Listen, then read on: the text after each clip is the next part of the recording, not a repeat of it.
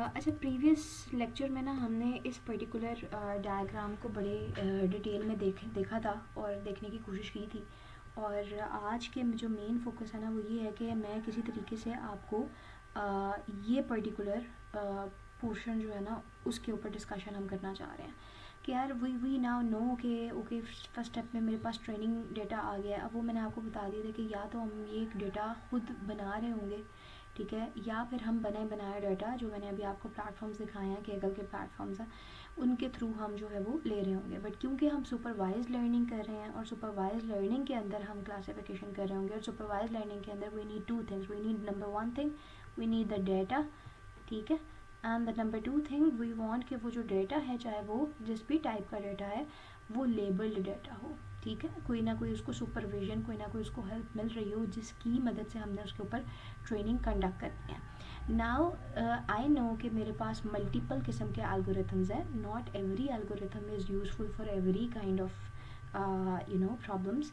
We need to figure out कि कौन सी particular problem है जिसको हम डील कर रहे हैं, सॉल्व करने जा रहे हैं, और उसके लिए कौन से एल्गोरिथम्स जो हैं वो ज़्यादा बेहतर रिजल्ट्स जो हैं वो निकाल कर दे सकते हैं।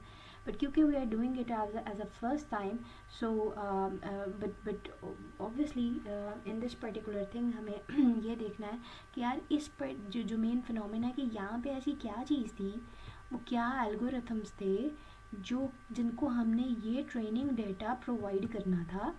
अब वो जो ट्रेनिंग डेटा उनको मिला, लेबल्ड डेटा मिला, उन्होंने अपना कोई एक जर्नलाइज्ड बिहेवियर जो है वो निकालना था। देखो, मैंने पर्टिकुलरली आपको यही चीज़ बताई थी कि ट्रेडिशनल बैकग्राउंड थोड़ा सा, अगर हमें ये एल्गोरिथम चाहिए क्यों, कई तरह के एल्गोरिथम है ना।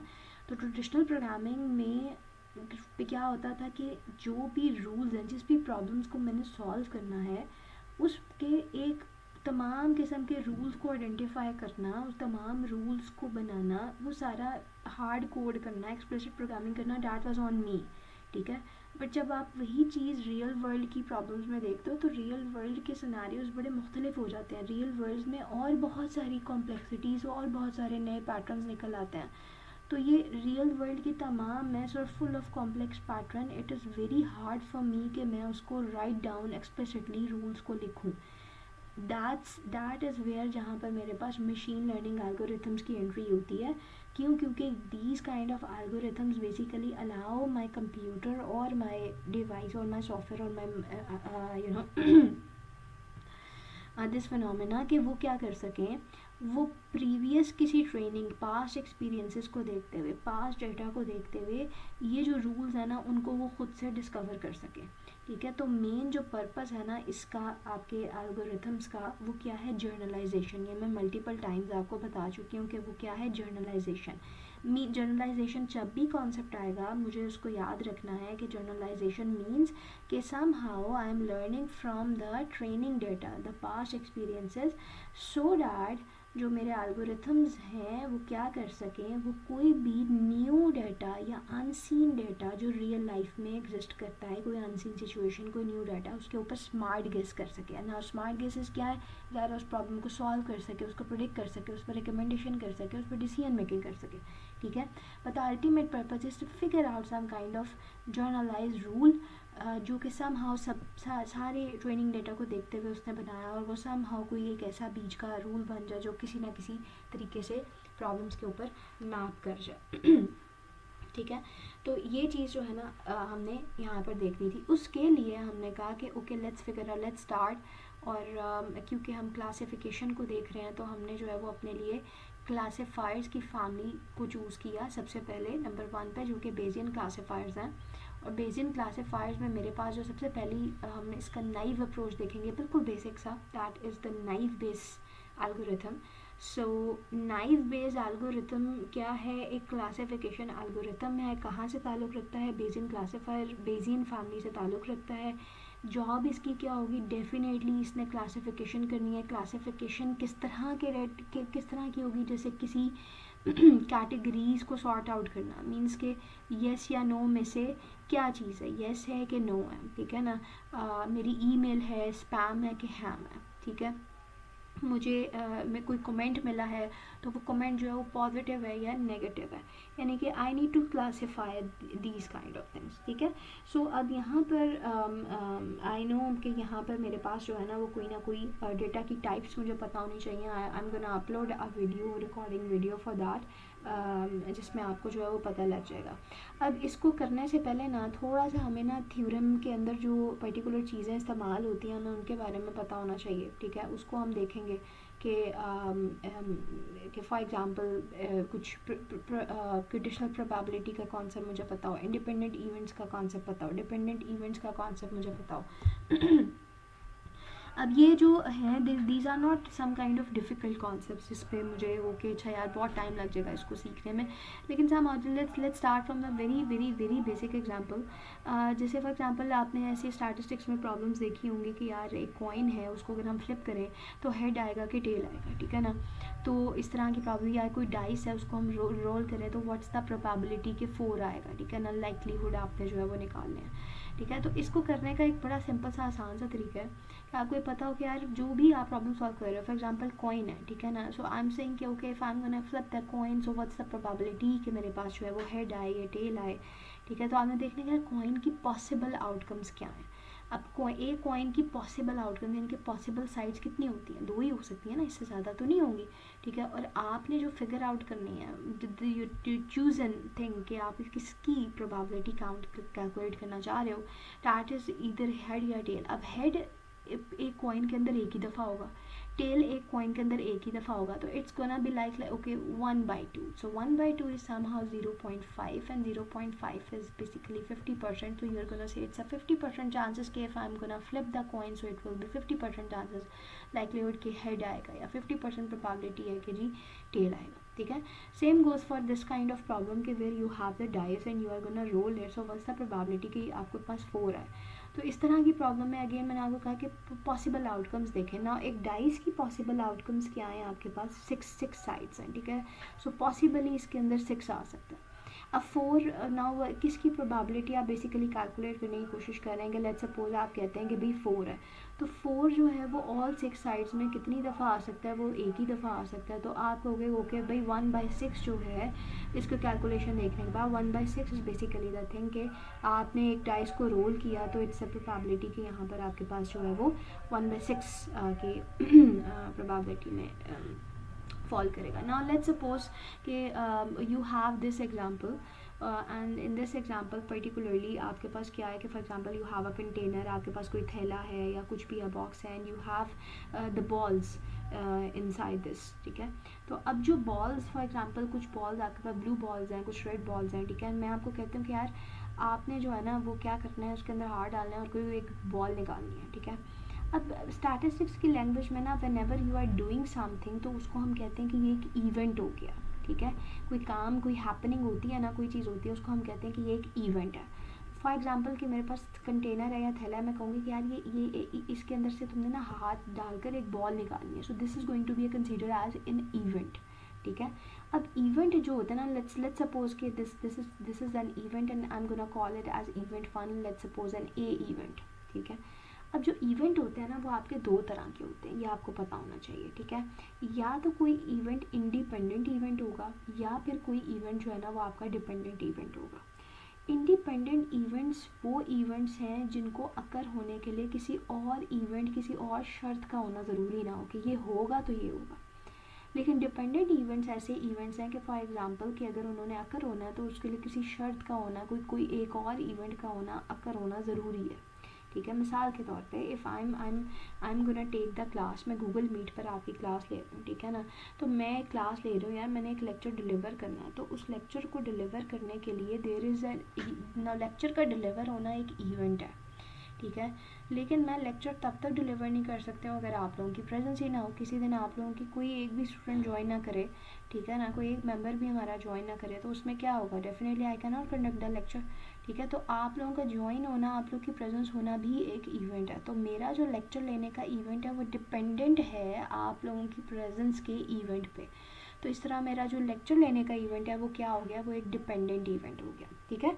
सेम गोज़ फॉर एग्जांपल कि मैं कोई कॉन्सेप्ट आपको मैंने कहा है कि यार ये 3-4 कॉन्सेप्ट है पता होने चाहिए, तो हमें ना क्या करते हैं, ऑनलाइन का फ़ायदा उठा के ना हम कुछ चीज़ों को रिकॉर्ड कर लेंगे और हम ना इसके अपने यूट्यूब प्लेटफॉर्म के ऊपर डाल देंगे, ठीक है।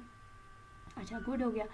अब यूट्यूब के प्लेटफॉर्म के लिए अगर मैं कोई चीज़ लेक्चर रिकॉर्ड कर रही हूँ, ठीक है, तो उसके रिकॉर्ड करने और अपलोडिंग में ये क्या है, ये एक इवेंट है, लेकिन इसके लिए आपकी प्रेजेंस का इवेंट होना ज़रूरी नहीं है, ठीक है। वो मैं किसी भी टाइम रिकॉर्ड कर लूँ, किसी भी टाइम मैं अपलोड कर दूँ, ठीक है। So that event is going to be the independent event. तो ये एक फ़र्क होना चाहिए, ठीक है।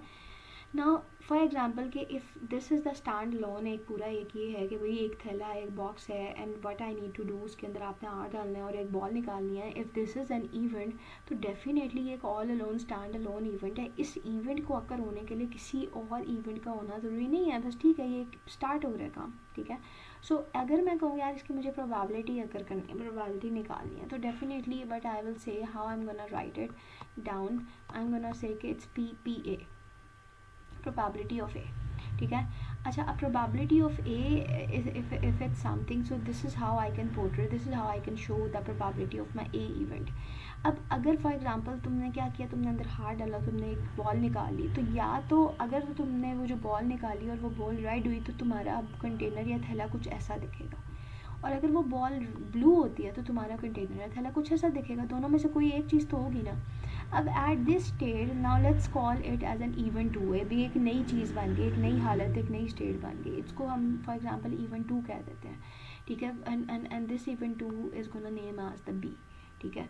सो अब इफ़ आई हैव टू, अब इस इवेंट यानी कि मैं कहूँ ना, पूछूँ कि यार ये तुम्हारे थैले की हालत है, इस स्टेट पे आने के लिए किसी एक इवेंट का होना ज़रूरी है, तो ऑफ कोर्स A इवेंट होगा तो ही मेरा बॉक्स कुछ ऐसा दिखेगा, ठीक है ना।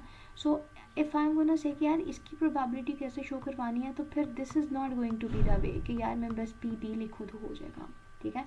इसको लिखने के लिए मुझे ये काम करना होता है कि आई एम गोना से प्रोबेबिलिटी किस इवेंट की निकालनी है, B इवेंट की निकालनी है, सच डैट गिवन डैट कि इस B के इवेंट को होने के लिए मेरा A इवेंट का होना ज़रूरी है, ठीक है ना। So this is going to be this probability. तो कीपिंग थिंग्स शॉर्ट के इसको अगर मैं एक फॉर्मूलेटिक वे में लेकर आऊँ बेजियन के उसमें, तो वो कहता है कि okay if you are calculating the probability of P such that कि उसके लिए एक A इवेंट का हुआ ज़रूरी हो, तो how you are gonna calculate it कि you are gonna take the intersected probability of the B and the A, and somehow जो आपके यहाँ पे ऑलरेडी अकर्ड इवेंट होता है जैसे A है, उसकी प्रोबेबिलिटी आप यहाँ ओवर में ऐड ऑन कर देते हैं, ठीक है ना। We are not going in depth with formulaic derivations because आपका जो है वो अब MCQ फॉर्मेट में जो है वो कंडक्ट होने हैं ना टेस्ट, तो इस वजह से हम इसको इतनी डेप्थ में नहीं जाएंगे। सेम एज़ फॉर अगर मेरे पास A इवेंट है and such that given that कि कोई B इवेंट ऑलरेडी हुआ होगा, इसको कर होने के लिए B का होना ज़रूरी है, तो maybe I am gonna take the intersected probability of the both events and divided by जो कि अगर हो चुका है probability of B, the given that probability. I can write it in this way, ठीक है। sorry, so let's call it maybe अगर मेरे पास ये दो आ रही हैं, ठीक है।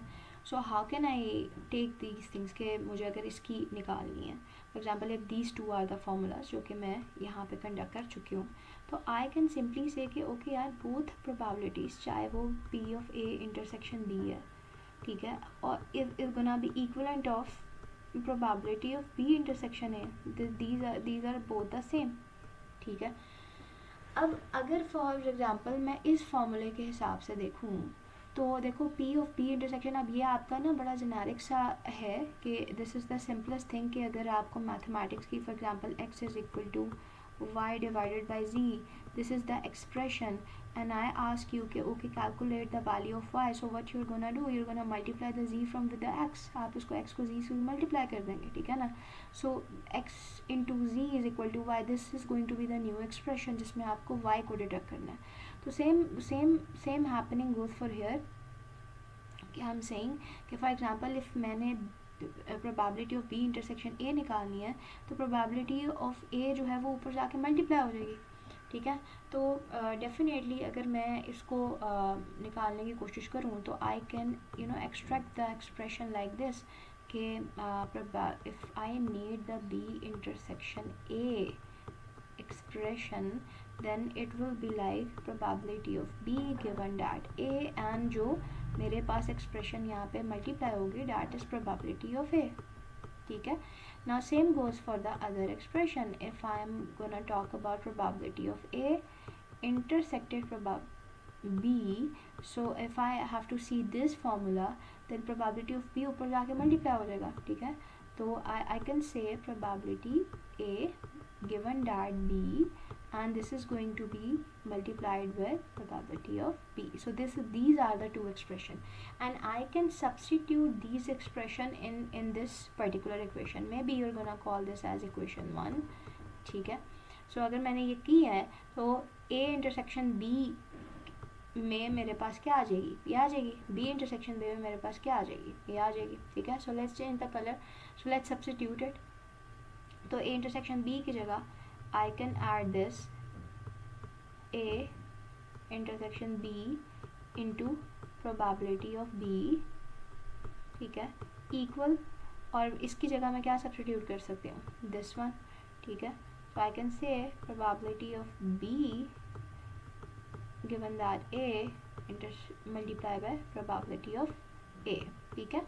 एंड नाउ ओवर हेयर अगर मुझे मेनली सिर्फ इस एक्सप्रेशन को कैलकुलेट करना है, so what I can do, I can say that okay probability of A intersection B का फॉर्मूला क्या बन सकता है, probability of B given that A into probability of A, and I know divided by, I can take this probability under the division. Okay, so this is my theorem, this is my formula of Bayesian formula, ठीक है, जिसके through हम अपने features की, possibilities, attributes की या तमाम events की प्रोबेबिलिटी को हम कैलकुलेट करेंगे, ठीक है। And if I have to detect this you can create this formula as well. Now with this expression आप जो है वो इसमें चीज़ों को अंडरस्टैंड कर सकते हैं। Coming back to our this case के अंदर मेरे पास, so now this is the main formula जिसके ऊपर मैंने आपको बताया कि बेसिकली जो पास्ट आपके इवेंट्स है, पोस्टीरियर प्रोबेबिलिटी आप इस तरह कैलकुलेट करोगे, this is already the evidence you have, that is basically the pure probability and this is going to be the likelihood, जिसके ऊपर हम मज़ीद डिस्कशन जो है वो कर लेंगे। बट अभी का जो हमारा कोर प्रोसेस है, that is we are gonna see the calculation of the naive Bayes algorithm, ठीक है। सो बहरहाल let's get on to this particular data set. अब लेट्स सपोज कि this is somehow the real time data set, but क्योंकि अभी हम सिर्फ example format में देख रहे हैं तो हमने इसका एक बिल्कुल चंक एक निकाल लिया है, ठीक है। डेटा सेट अंडरस्टैंडिंग जो है वो मुझे ज़रूरी है कि वो मुझे पता हो। अब ये पर्टिकुलरली क्या है, इसकी एक प्ले टेनिस की ट्रेनिंग एग्जांपल्स हैं, बिल्कुल उसी तरीके से जैसे रियल लाइफ में आप देखें कि यार मौसम का हाल देख के मुझे ये बताओ कि क्या ये दिन परफेक्ट है क्रिकेट मैच के लिए, ठीक है। तो आपकी वेदर फोरकास्टिंग होकर वो आपको बताते हैं कि ओके इस दिन बारिश बहुत ज़्यादा है तो आप ना रखें, या इस दिन जो है वो एक ब्राइट सनी डे है तो इसके अंदर आप जो है वो मैच कंडक्ट कर सकते हैं, ठीक है। सो सेम एग्जाम्पल पे I have few set of examples over here, 14 दिनों के मेरे पास इंस्टांसेस हैं। इंस्टांसेस मींस ये एग्जांपल्स, ठीक है। पहली एग्जांपल, दूसरी एग्जांपल, तीसरी एग्जांपल, इसको हम कह रहे हैं इंस्टांसेस, ठीक है। और हर इंस्टांस के अंदर कुछ एट्रीब्यूट्स थे मौसम के, ठीक है, कुछ फीचर्स थे, कुछ पैरामीटर्स थे। जैसे मैं एक मौसम के अंदर आउटलुक देख रही हूँ, टेम्परेचर देख रही हूँ, ह्यूमिडिटी देख रही हूँ, विंड देख रही हूँ, और उसकी बेस पर वो बता रहा है कि पिछले डेज़ में आउटलुक जिस दिन सनी था, टेम्परेचर हॉट था, ह्यूमिडिटी हाई थी, विंड वीक थी, तो उस दिन क्या टेनिस प्ले किया गया था, तो नहीं किया गया था। तो कुछ पास्ट एक्सपीरियंसेस, पास्ट डेटा हमने यहाँ पर अपने पास कलेक्ट करके रखा हुआ है, और हम इस डेटा सेट क्या है, मैं बार बार इसको क्या बोल रही हूँ, डेटा सेट, ठीक है। डेटा सेट का जब भी वर्ड है उसका क्या मतलब है, कुछ भी नहीं है, just a collection of examples, ठीक है। कुछ प्रीवियस पास्ट एग्जांपल्स मैंने ली है, उसको हम डेटा सेट कहते हैं। कि डेटा सेट को कौन यूज़ करेगा, मेरा एल्गोरिथम यूज़ करेगा। एल्गोरिथम क्यों यूज़ करेगा, क्योंकि उसने लर्निंग करनी है, उसकी हमने ट्रेनिंग करवानी है। तो basically algorithm in past experiences इस डेटा सेट को देखते हुए जो लर्निंग क्रिएट करेगा वो अपने लिए एक जर्नलाइज रूल इसके अंदर से पैटर्न फाइंड आउट करेगा, और बेस्ड ऑन दिस पैटर्न वो मुझे एक किसी नए दिन में, जहाँ पर उसके पास एक नई इन्फॉर्मेशन होगी, एक अनसीन इन्फॉर्मेशन होगी, उसमें वो मुझे बताएगा कि बेस्ड ऑन द वेदर क्या should I play tennis today, क्या मुझे उस दिन टेनिस प्ले करना है या नहीं करना। ठीक है, तो अब यहाँ पर हर डेटा सेट में मेरे पास क्या होते हैं, कुछ मेरे पास सेट ऑफ एग्जाम्पल्स होंगी, यानी कि इंस्टांसेस होंगे। यहाँ पे सिर्फ 14 हैं for the sake of example. Real life में ये 14,000 हो सकती हैं, 1400 हो सकती हैं, ठीक है ना, प्रीवियस सारे एक्सपीरियंसेस की बेस पे, यानी कि पास्ट का डेटा। ठीक है, और फिर देखो मेरे पास कुछ यहाँ पर कॉलम्स हैं, टेबल फॉर्मेट में अगर आप देखोगे तो कुछ कॉलम्स हैं। ये जो कॉलम्स हैं बेसिकली सिचुएशन बता रही हैं। हम इनको क्या कहते हैं, इनको बोलते हैं कि ये मेरे पास फीचर्स हैं, या ये मेरे पास जो है वो एट्रीब्यूट्स हैं, या मेरे पास कुछ पैरामीटर्स हैं जिनकी बेस पर हम डिसाइड करेंगे। ठीक है, डेटा सेट में हमेशा एक पर्टिकुलर, अब देखो फीचर की आउटलुक है, 4 फीचर्स हैं इसमें, आउटलुक है, आउटलुक की जो पॉसिबल आउटकम्स हैं वो क्या हो गई, सनी हो गया, ओवरकास्ट हो गई, रेन हो गई। इसी तरह टेम्परेचर की जो पॉसिबल वैल्यूज़ हैं, हॉट हो गया, माइल्ड हो गया, कूल हो गया। ह्यूमिडिटी की जो पॉसिबल वैल्यूज़ हैं, हाई हो गया, नॉर्मल हो गया। विंड की पॉसिबल वैल्यूज़ क्या आ गई, वीक हो गया, स्ट्रॉन्ग हो गया। ठीक है, अब क्योंकि बेसिकली ये जो है ये मेरे पास कॉलम्स डेटा सेट के अंदर ये मेरे इंडिपेंडेंट वेरिएबल्स हैं। ठीक है, यानी कि जिनको आपका एल्गोरिथम इस्तेमाल करेगा एक गेस, एक न्यू अनसीन गेस, यानी कि प्रेडिक्शन या डिसीजन मेकिंग या प्रॉब्लम सॉल्विंग में। ठीक है, तो ये मेरे पास 4 पैरामीटर्स हो गए, जो हर डेटा सेट के अंदर एक कॉलम, अगर मैं सुपरवाइज लर्निंग में हूँ, सुपरवाइज लर्निंग का क्या मतलब था, मुझे कोई कुछ तो सुपरवाइज करो ना, किस बेस पे मैंने ट्रेनिंग करनी है, यानी कि जो डेटा सेट दे रहे हो उसका लेबल, उसकी आउटपुट या टारगेट मुझे साथ में दो। तो कोई एक कॉलम मेरे पास क्या होना चाहिए, मेरे पास टारगेट वेरिएबल का कॉलम होना चाहिए, लेबल कॉलम होना चाहिए, आंसर हो किसी चीज़ का कि मैं इस पेज पर क्या कहना है। ठीक है, ये कॉलम बेसिकली हम चाहेंगे कि जब भी कोई न्यू अनसीन चीज़ आए तो मुझे ना ये कॉलम मेरा एल्गोरिथम प्रेडिक्ट करके दे। ठीक है, ये जा रहे हैं तो ज़ाहिर है हमने उसकी पहले ट्रेनिंग करवानी है।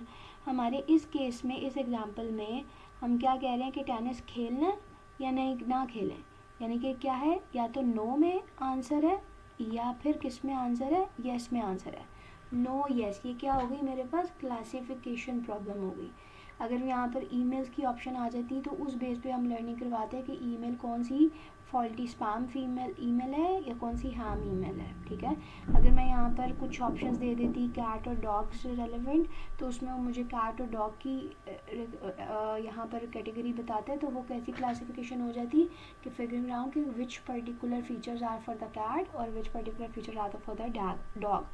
All of these are classification, क्योंकि 2 के अंदर से हम डिफाइन कर रहे हैं तो this is going to be my binary classification. अगर समझो 3 होती जैसे नो, येस और मे बी, ठीक है, तो ये 3 या 3 से ज़्यादा, तो ये क्या हो जाती, मल्टी क्लासिफिकेशन प्रॉब्लम हो जाती। ठीक है, और तीसरी चीज़ इसके अंदर से ये जो रोज़ मैंने आपको ऑलरेडी बता दी, these are going to be your observations. इनको हम क्या बोलते हैं, इंस्टांसेस, कि हर रो एक सिंगल ऑब्जर्वेशन कि उस एक दिन में क्या हुआ था, यानी कि कोई एक दिन था जिसमें आउटलुक सनी था, टेम्परेचर ना बड़ा गर्म था, ह्यूमिडिटी बड़ी हाई थी, नमी थी, और हवा जो है ना वो स्ट्रॉन्ग नहीं थी, इतनी वीक थी। तो इन बेसिस पे हमने उस दिन टेनिस नहीं प्ले किया था। या किसी दिन जो है वो सनी था, हॉट था, हाई थी और विंड भी बहुत ज़्यादा स्ट्रॉन्ग चल रही थी, तो उस केस में हमने जो है वो टेनिस नहीं प्ले किया था। ठीक है ना, लेकिन हाँ एक ओवरकास्ट जैसा मौसम था, टेम्परेचर हॉट था, ह्यूमिडिटी हाई थी, लेकिन हवा ना ज़रा नॉर्मल सी थी, वीक थी, तो यस उस दिन हमने ना टेनिस प्ले कर लिया था। तो आपका एल्गोरिथम इन सारी चीज़ों के ऊपर लर्निंग करके जो है वो करेगा। अब नाइव बेस जो है ना, क्योंकि क्लासिफिकेशन एल्गोरिथम है तो इसलिए वो येस और नो की कैटेगरीज में आंसर देगा। अब ये वाला डाटा समहाउ नाइव बेस के लिए बेहतर है। क्यों बेहतर है, क्योंकि 2 चीज़ें इसमें बताऊंगी। जो डाटा के हवाले से पूरी इन्फॉर्मेशन है ना वो हम डाटा वाली वीडियो में देखेंगे। ठीक है, इसमें कैटेगोरिकल डाटा है। ठीक है, कैटेगोरिकल डाटा से क्या मुराद है, डिटेल्स बाद में, लेकिन ग्रे जो आपकी कैटेगरीज बन रही होती है ना, यानी कि खाली रॉ नंबर्स ना हो, कैटेगरीज हो। जैसे यहाँ पे आउटलुक की पॉसिबल कैटेगरीज हैं, ठीक है ना, सनी, ओवरकास्ट, रेन, विंड की पॉसिबल कैटेगरीज हैं, वीक और स्ट्रॉन्ग, ये कैटेगोरिकल में आ गया, ठीक है। दूसरा नाइव बेस कहता है कि मेरे पास ना कोई ऐसा, यानी कि simply I can count something ना, कि हाउ मेनी टाइम्स एक चीज़ जो है वो अकर हुई है। जैसे for example if I ask you a question कि आउटलुक के फीचर को अगर तुम देखो, उसमें सनी कब कब था, और सनी जब जब था तो कितने दिन ऐसे थे कि सनी था और तुमने टेनिस प्ले किया था। तो यू कैन सी ना कि ओके यार सनी कहाँ कहाँ आ रहा है, मैं देखूँ कहाँ कहाँ उसके साथ येस आ रहा है। आप आउटलुक के फीचर को प्ले टेनिस के साथ मैप करके देख सकते हो ना। यू कैन सिंपली काउंट कि how many times there is a sunny that is actually leading to a yes, and how many times there is a sunny that is actually leading to a no, ठीक है। So if you can count something then you can easily calculate the probability of what will happen the next, कि okay इस base पर मैं next एक आन scene की probability निकाल सकूँ, ठीक है। तो आपका जो एल्गोरिथम है वो क्या करेगा, वो इस डेटा सेट को देखेगा, वो इन लेबल्स को देखेगा, वो देखेगा कि अच्छा यार कितने दिन है, 14 दिन है, 14 में से कितने दिन जो है वो खेला गया, कितने दिन नहीं खेला गया। वो इन फीचर्स को देखेगा और देखेगा कि यार कब कब कौन सी कैटेगरी थी और उस कैटेगरी के अगेंस्ट कब कब खेला गया, कब कब नहीं खेला गया, ठीक है। और वो सारी इन्फॉर्मेशन की प्रोबेबिलिटी को कैलकुलेट करके कंबाइन करेगा और अपने पास ना एक लर्निंग बना के रख लेगा, जिसमें वो आपको एक किसी नए दिन अगर आप उसको देंगे, जिसमें नई फीचर्स आप उसको बताएंगे कि यार आज के दिन ना ये चीज़ें हैं, आउटलुक ऐसा है, टेम्परेचर ऐसा है, ह्यूमिडिटी ऐसा है, विंड ऐसी है, तो इन सारी इंडिविजुअल प्रोबेबिलिटीज़ जो उसने कैलकुलेट की होंगी ना, उसको कंबाइन करके वो आपको आंसर निकाल के देगा कि मोस्ट लाइकली इस सूरत हाल में तुम्हें खेलना चाहिए या नहीं खेलना चाहिए, ठीक है। So this is basically the basic understanding. So अगर आपके पास ये डेटा सेट, सो ये डेटा सेट के हवाले से थी। अब नाइव बेस भला क्या करेगा, नाइव बेस एक लर्निंग फेज निकालेगा हर फीचर के अगेंस्ट, जो है ना, जैसे कितने फीचर्स हैं, 4 फीचर्स हैं। अब आपके कुछ स्टूडेंट्स के ना इसमें यहाँ पर कन्फ्यूजन आ सकती हैं, हमारी कुछ टीम मेंबर्स की कुछ ये कन्फ्यूजन आ सकती हैं कि नहीं कॉलम्स तो इसमें 6 हैं, तो फिर आप 4 फीचर्स क्यों कह रहे हैं, ठीक है। तो देखो 6 में से ना एक तो हमेशा आपका लेबल्ड वाला कॉलम होता है, ठीक है, टारगेट कॉलम, और एक जो बाकी के होते हैं ना, जैसे एक तो अगर ये हो गया, ज़रूरी नहीं कि एंड में ही हो, ये है जब आप रियल टाइम डेटा देखते हो कहीं भी हो सकता है, लेकिन बहरहाल एक कॉलम आपका टारगेट हो गया, लेबल हो गया, ठीक है, जिसकी बेस पर आप उसको लर्निंग करवाओगे। बाकी रह गए 5, तो कुछ आपने प्रॉब्लम के पर्सपेक्टिव से देखना है कि यार उस प्रॉब्लम के लिए कौन सा जो कॉलम या डेटा मेरे पास है वो प्रॉब्लम उस डिसीजन मेकिंग के लिए यूज़फुल है भी या नहीं। अब यहाँ पर देखो ये पहला कॉलम तो जस्ट लाइक अ सीरियल नंबर, ठीक है, कि ये डे 1 था, डे 2 था, डे 3 था, 4 था, पहला दिन, दूसरा, तीसरा, इस कौन सा दिन था, ये तो मेरे लिए कोई हेल्पफुल फीचर ना बन सका ना ये डिसीजन लेने के लिए कि मैंने टेनिस प्ले करना है या नहीं करना, ठीक है। So I am not gonna consider it as a feature, this is just a simple thing जो कि मैं अपने एल्गोरिथम को नहीं प्रोवाइड करूँगी। एल्गोरिथम को मैंने सिर्फ मेन फीचर्स प्रोवाइड करने हैं, वो फीचर कि जिस प्रॉब्लम को या कौन सा डिसीजन मैंने मेक करना है उसके हेल्पफुल, उसके लिए हेल्पफुल हो। तो वो क्या करेगा, नाइव बेस हर फीचर को पकड़ेगा और उसके लिए ना एक प्रोबेबिलिटी टेबल बना के रख लेगा। देखो तीसरा फीचर, चौथा फीचर, चारों फीचर्स को पकड़ेगा, उसके लिए प्रोबेबिलिटी टेबल बना के रख लेगा, ठीक है। उसके बाद वो कहेगा कि मैंने ना लर्न कर लिया। अब लर्निंग के पर्सपेक्टिव तुम क्या करोगे, वो कहेगा अब टेस्टिंग होगी, ठीक है। हमने ये ऑलरेडी इस इमेज में अपने पिछले उसमें देखा था ना कि पहले हमने क्या किया था, ट्रेनिंग डेटा दिया था, एल्गोरिथम ने अपने हिसाब से जो सा भी एल्गोरिथम है उसका जो क्राइटेरिया है अपने हिसाब से लर्निंग की थी, कोई जनरलाइज बिहेवियर देख लिया था। अब हमने क्या दिया था, उसको एक टेस्ट डेटा दिया था, एक अनसीन डाटा जो ट्रेनिंग डाटा में मौजूद ना हो, और दूसरी क्या चीज़ थी, उसका लेबल ना बताया गया हो, क्योंकि सारा लेबल तो उसी ने बताना ना। तो इस पर उसने क्या करना था, सेम प्रोसेस करके टेस्ट करना था, ठीक है। तो वो आप जैसे मिसाल के तौर पे वेयर वी वर यहाँ पर, सो वो क्या करना था, उसने टेस्ट करना था। अब इसके ऊपर जब वो टेस्ट करेगा तो देखें, अब यहाँ पर वो उसको आप एक न्यू इंस्टेंस देंगे जो कि ऐसा इंस्टेंस होगा कि आप उसको बताएंगे कि ओके अब बताओ कि इस सिचुएशन में मैंने टेनिस प्ले करना है या नहीं करना, तो दिस इज़ अनलेबल्ड, मैंने इसका लेबल नहीं दिया, ठीक है। तो नाइफ बेस कोई किसी ख़ास तरीके से, जो भी उसका तरीक़ाकार है उसकी बेस पे आपको क्लासिफिकेशन करके देगा। थोड़ा सा हम देख लेते हैं कि सबसे पहला स्टेप 1 क्या होगा। स्टेप 1 में ना वो आपकी मेन लेबल टारगेट कॉलम पे जाएगा और वो आपके पास जितनी ऑप्शन हैं, जिससे आपके पास कौन कौन सी लेबल्ड ऑप्शन है, एक तो आपने फॉर्म में एनोटेट किया हुआ है और एक आपने येस की फॉर्म में एनोटेट किया हुआ है, ठीक है। सो अब आप इसके हिसाब से देख रहे हो, जैसे फॉर एग्जांपल आप कहते हो कि नो के हिसाब से आप देखते हो, तो आप देखो total how many instances. Remember मैंने आपको पहले इधर क्या बताया है कि इधर आपने कैसे निकालना है, बिल्कुल वही पैटर्न हम यहाँ प्रोबेबिलिटीज़ में देख लेंगे, ठीक है। For example how many total instances we have, how many possible outcomes we have 14 and how many noes are there. तो देखो 1 2 3 4 and 5 noes are there, sorry 5 no's are there, ठीक है। 5 by 14 will be the probability of no. Same goes for the yes. How many possible outcomes you have? 14. And how many yeses you have? There are maybe 1 2 3 4 5 6 7 8 9 9 yeses you have. So these are the two. Step 1 would be knife base कहेगा कि मैं पहले इनकी probabilities निकाल के रखूँ, then वो हर एक फीचर के पास जाएगा इंडिविजुअली और उसको with the target column perspective निकालेगा। तो पहला फीचर कौन सा है, आउटलुक का, कितनी पॉसिबल वैल्यूज़ हैं, सनी, ओवरकास्ट, रेन। आपने भी ऐसे ही बनाने हैं with perspect to yes and with perspective to no. So it's gonna ask how many sunnies are there with respect to yes. तो आपने ये देखना है हाउ मेनी सनीज। तो you're gonna go back to the data set, आपको कोई सनी कहाँ पे है भाई, ये सनी है, ये सनी है, ये सनी है, ये सनी है और ये सनी है। So you see how many sunnies are there with respect to yeses. तो ये सनी ब्लैक वाला सनी विद नो, 1 2 और 3 sunny with respect to no, sunny with respect to no. देखो अब पॉसिबल आउटकम्स को आप विद रिस्पेक्ट टू जो आपके पास अवेलेबल लेबल्स हैं उनके पर्सपेक्टिव से आप देख रहे हो। तो 3 सनीज हैं विद रिस्पेक्ट टू नो। लेकिन देखो अब यहाँ पर आप क्या कर रहे थे, स्टेप 1 में आप सिर्फ एक कॉलम को देख रहे थे, आप पूछ रहे थे कि how many noes are there with respect to the possible outcomes. तो आप क्या कह रहे थे, 5 by 14। 14 कैसे आया था, जो पॉसिबल आपके पास आउटकम्स थी। अब आप क्या देख रहे हो, sunny with no, sunny with all the days नहीं देख रहे, सनी विद नो। तो सनी के कितने नो के साथ हैं, 3 विद रिस्पेक्ट टू नोज, ठीक है। So how many possible, sunny with no कितने हैं, 3 with how many possible noes. आप प्रोबेबिलिटी देख रहे हो सनी गिवन डैट कि आपको नो की प्रोबेबिलिटी पता हो। तो सनी विद नो कितने हैं, 3 and how many possible noes are there, there are total number of 5 noes, ठीक है।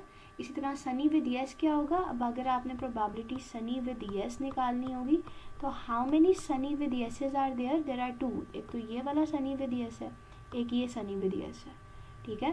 So there are 2 sunny with yes and how many possible yeses are there, तो 9 येसेस मेरे पास थे इधर, ठीक है। So this will be the difference.